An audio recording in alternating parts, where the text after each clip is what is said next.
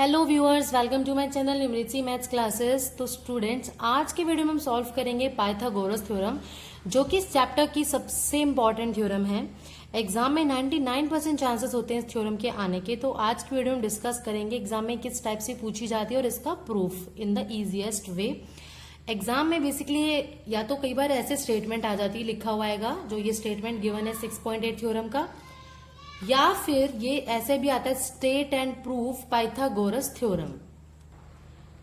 तो आपको इसकी स्टेटमेंट भी लर्न होनी चाहिए, क्योंकि अगर एग्जाम में आता है state and proof Pythagoras theorem तो हो सकता है आपको प्रूफ तो आता हो लेकिन स्टेटमेंट आप कुछ गड़बड़ कर दो, तो स्टेटमेंट भी आप लर्न करके जाएंगे। तो स्टेटमेंट कैसे है, पाइथागोरस थ्योरम आप बहुत पहले से यूज कर रहे हो, आई होप आपको पता होगा मैं क्या शो करना है और क्या गिवन होता है, बट स्टिल हम स्टेटमेंट पढ़ेंगे। क्या है, in a right angle the square of the hypotenuse is equal to the sum of the squares of the other two sides। hypotenuse क्या होता है, एक राइट एंगल वो जिसमें आपका ये वाला जो एंगल होता है ये 90 डिग्री होता है, ठीक है। और जो ये 90 डिग्री के सामने वाली ये जो ऑपोजिट साइड होती है हाइपोटेनियस।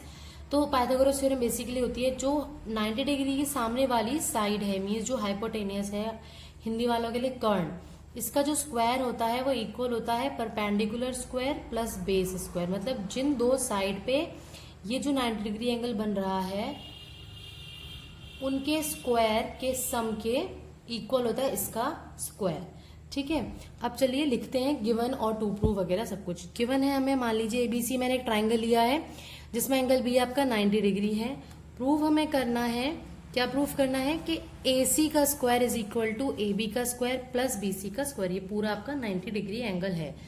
अब हमने कंस्ट्रक्शन की कि B से एक और परपेंडिकुलर ड्रॉ किया AC लाइन पे, हाइपोटेनियस पे हमने क्या किया, एक परपेंडिकुलर ड्रॉ किया। तो जब परपेंडिकुलर ड्रॉ किया है तो एंगल BDC, ये वाला एंगल भी 90 डिग्री होगा, और एंगल BDA ये भी आपका क्या होगा, 90 डिग्री होगा। अब आपको मैं क्वेश्चन को थोड़ा सा ओवरव्यू दे देती हूँ। आपको करना क्या है, एक बार इस छोटे वाले ट्राइंगल को इस पूरे बड़े वाले के सिमिलर शो करना है, एक बार इस छोटे वाले ट्राइंगल को इस पूरे बड़े के सिमिलर शो करना है, और आपको सिमिलैरिटी की प्रॉपर्टी यूज करके जस्ट शो कर देना है। बहुत ही इजी प्रूफ है इसका। सबसे पहले मैं BDC और ABC को सिमिलर शो कर रही हूँ। In triangle BDC and triangle ABC क्या होगा आपका, देखिए ध्यान से। ट्राइंगल BDC में एंगल BADC 90 डिग्री का है, और एंगल ABC, क्योंकि angle B already 90 degree given था, इक्वल हो जाएगा एंगल ABC के। दोनों ही क्या है, ईच 90 डिग्री। इसके बाद आपका जो एंगल C है, आप देखेंगे BDC में भी एंगल C पूरा आ रहा है, और इस ABC में भी आपका एंगल C पूरा आ रहा है। मीन्स आपका angle BCD is equal to होगा एंगल ACB के कॉमन।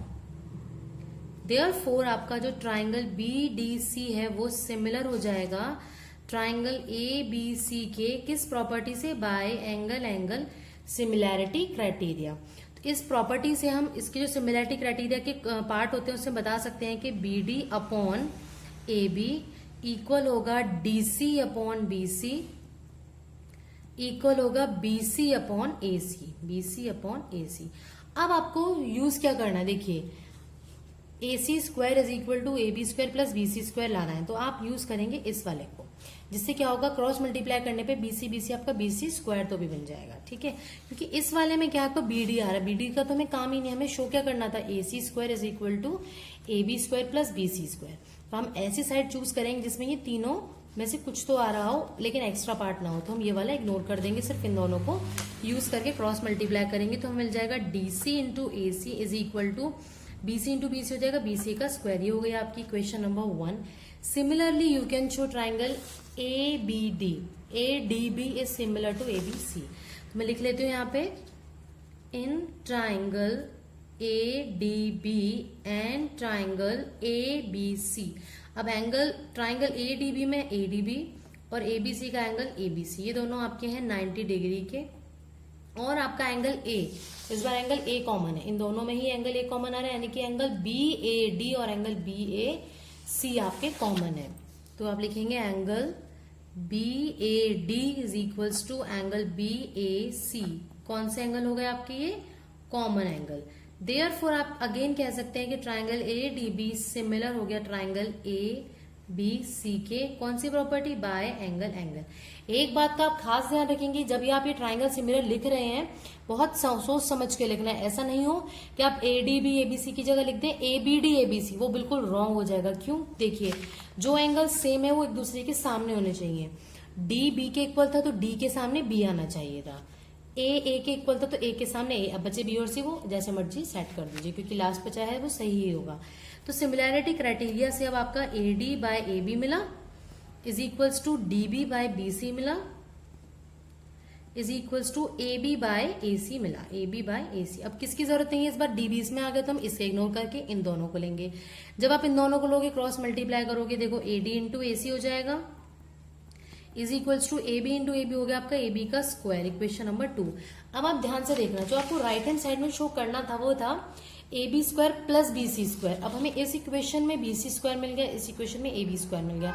यानी कि अगर मैं इन दोनों इक्वेशंस को ऐड कर दूं तो शायद हमें मिल जाए, क्योंकि हमें साफ साफ दिख रहा है कि हमें ऐड ही करना है। तो ऑन एडिंग इक्वेशन 1 एंड 2 क्या मिला आपको, देखिए लेफ्ट हैंड साइड में यहाँ है D C into A C is plus ये वाला A D into A C is equals to यहाँ B C square plus A B square. अब इन दोनों में से कुछ कॉमन है, बिल्कुल है, ए सी कॉमन है तो अंदर बचा D C plus A D is equal to right hand side तो सेम रहेगा क्या, B C square plus A B square. तो D C plus A D क्या है आपका, ध्यान से देखेंगे फिगर में, D C plus A D क्या मिलता है आपका, पूरा ए सी। तो यानी कि बाहर भी ए सी था और आपको अंदर ब्रैकेट में भी ए सी मिल गया, तो मल्टीप्लाई होके ये बन गया है आपका A C square is equals to A B square plus B C square. Addition में मैं इसे आगे पीछे लिख सकती हूँ, तो यही वो है जो हमें शो करना था। तो ये थी आपकी Pythagoras theorem, very important theorem of this exercise. एक बार फटाफट से दोबारा कर लेते हैं क्या क्या किया हमने। आपको ट्राइंगल गिवन था, आपने कंस्ट्रक्शन की कि जो 90 डिग्री है उसी से एक परपेंडिकुलर ड्रॉ कर दो हाइपोटेनियस पे। उसके बाद आपको करना है, एक बार छोटे ट्राइंगल और बड़े वाले ट्राइंगल को सिमिलर शो कर दो, एक बार इस छोटे ट्राइंगल और बड़े वाले ट्राइंगल को सिमिलर शो कर दो।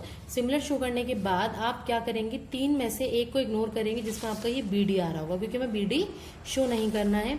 बाकी 2 जो बचते हैं आपको उन दोनों को आपने कर देना है क्रॉस मल्टीप्लाई।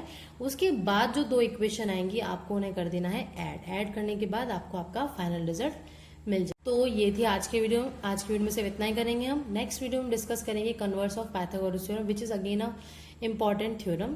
तो मिलते हैं नेक्स्ट वीडियो में नेक्स्ट थ्योरम के साथ, तब तक के लिए कीप वॉचिंग, बाय बाय।